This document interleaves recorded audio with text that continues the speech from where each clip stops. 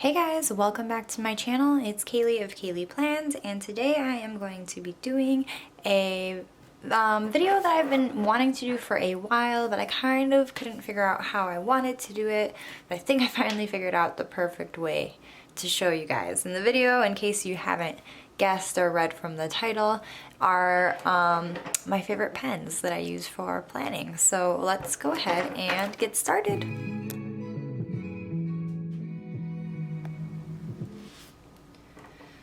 Okay, so the first pen that I'm going to show you guys is going to be a ballpoint pen, which I know is controversial, but I really do love a good ballpoint pen, and I do feel like there is a time and a place for a ballpoint pen, especially because gel pens, if they do get wet, will bleed and possibly you will lose everything that you wrote. So sometimes I do like to use a gel pen just because, a ballpoint pen just because it is a kind of like archival ink.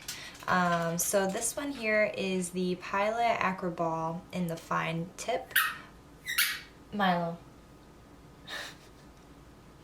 In the fine tip. I have it here in white, but I also have ones that have it accented with blue and yellow here as well. So I'm going to, sorry guys, 1 second.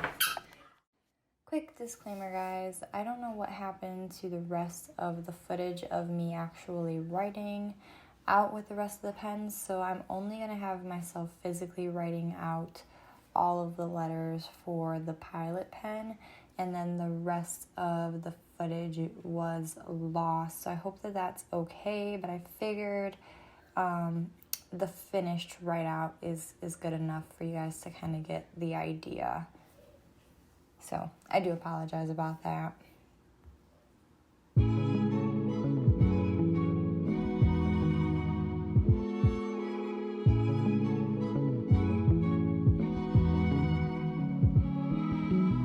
Okay, so the next pen that I have here is a Pentel Arts Hybrid Technica pen. This is a 0.3 millimeter nib, and this is a gel pen. It only comes in the black color, I believe, and I do just use the ink that comes with the pen. So let's go ahead and get started. So that there is what the Pentel Arts Hybrid Technica pen in the 0.3 size nib looks like. Alright, the next pen that I'm going to show you is arguably my favorite pen to use on a daily basis. It's definitely not the cutest pen, but I love the way that it writes, and this is the Pilot G2 in the 0.38 size nib, and I just love this pen. It's a staple. I've been using these type of pens since elementary school, so it just is a very familiar feel for me, and I like the width of the nib. So let's go ahead and see what it writes like. Alright, and that was the Pilot G2 in the 0.38 size nib. Okay, and then the last fine tipped pen that I have is this M&G pen, and it is in a 0.28 millimeter size nib. So this is going to be the skinniest nib size that I have, and I definitely really like this pen. I got it from Cloth&Paper, and it's, again, a really fine nib, which, in case if you haven't noticed, I kind of prefer the finer nib to a fatter nib. So let's go ahead and see what it writes like. Alright, so really quickly, just to kind of show you guys up close and personal, and sorry if there's a little bit of shadowing because I do have a double-sided worksheet here, so you might be able to see some of that marker through. But check out the different widths here. So you can tell that the Pilot G2 is clearly the thickest out of the fine point pens that I use. But I really do like a good fine point pen. Yeah. Okay, so now we're gonna go ahead and get into the 0.5 nibs. I'm pretty sure that all of these here are a 0.5 nib or medium. So yeah, let's go ahead and see what these four look like. The first pen that I have here is a Meng pen, and this one is from Cloth and Paper as well. I think that it is a 0.5 gel pen, but that is the only bit of information that I have. The pen itself is brown, but the ink is black. So let's see what she writes like. All right, and that is what the Meng 0.5 pen writes like. Okay, the next pen that I am going to be writing with here is a TUL Gel Pen. This is the medium size nib, and it is the gold colored one. So I believe with this one you get a pack of rose gold, silver, gold, and I think that might have been it. But yeah, so let's go ahead and see what she writes like. All right, and that is what the TUL Medium writes like. The next pen that I am going to be talking about here as one of my favorites is the Sarasa Dry Drift Grip in the 0.5, and this is the dry gel pen. So let's see what she writes like.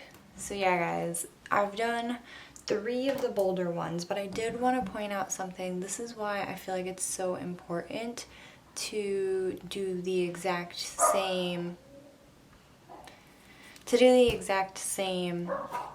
lettering when you try out these pens, because the Meng pen is labeled as a 0.5 pen, but then so is the Sarasa Dry, and you can tell that the Sarasa Dry is thicker than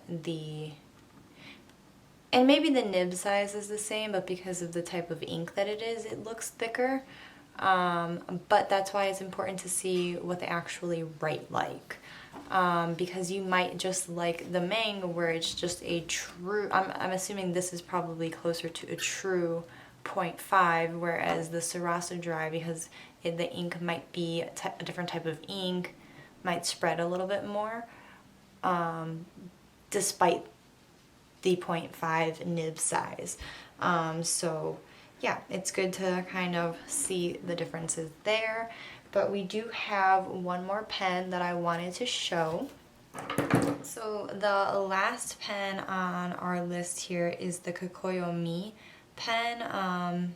This one is the color beige. I have the white one, but it's in my purse, and I didn't want to have to go get it because it is the exact same writing experience. So I figured you guys would be okay with that, and I think that this is also a 0.5 or a medium nib if I am not mistaken. So let's see what she writes like. All right, and then just really quickly, I wanted to show you the KOKUYO Me pen, which is I think about a 0.5, but it's somewhere in between the Meng 0.5 and the Sarasa Dry 0.5. It's like an in-betweener.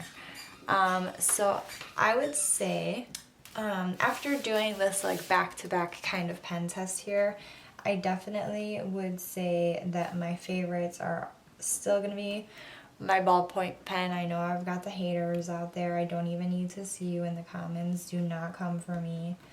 Definitely my Pilot G2. But when I want to, and I like to use these fine tip pens a lot in my pocket size agenda, because obviously I have to write a lot smaller, which is why I like them a lot. And I like to use these juicier ones when I'm in my A5. So when I am in the pocket size planner, I think that I do tend to lean towards, I mean, I use them all pretty equally, but I think the M&G is so thin that sometimes it's too skinny for like the look that I'm going for. But it does have a time and a place when I need a super thin pen a lot in a pocket size agenda, so I do have it for that reason. And it also actually, because the body of the pen is so skinny, does fit in the loop of the PM Agenda, at least for mine. But I have been kind of stretching mine out a little bit, so that could be why as well. So the M&G fits the best in the PM Agenda, but it is just so thin. And then I really like writing with the KOKUYO Me, even when I put it back to back against the Sarasa Dry, which was my favorite for a long time. The KOKUYO Me is just, it has less like bumping and it doesn't bleed as much, if that makes sense. So I do really like it over it. So if you are a big fan of the Sarasa Dry, you will probably like the KOKUYO Me, and you can get the beige a lot more readily on cloth and paper than the white. So it's the same pen. I have them both. It's the very same like writing experience. Aesthetically, it might not be your jam, which I could understand, but you could always sign up to get an email when they restock the white ones. So yeah guys, that is all that I have for you for this video today. Let me know if there is a pen that I didn't try out today that you would like for me to try out. I am always looking for a new favorite pen.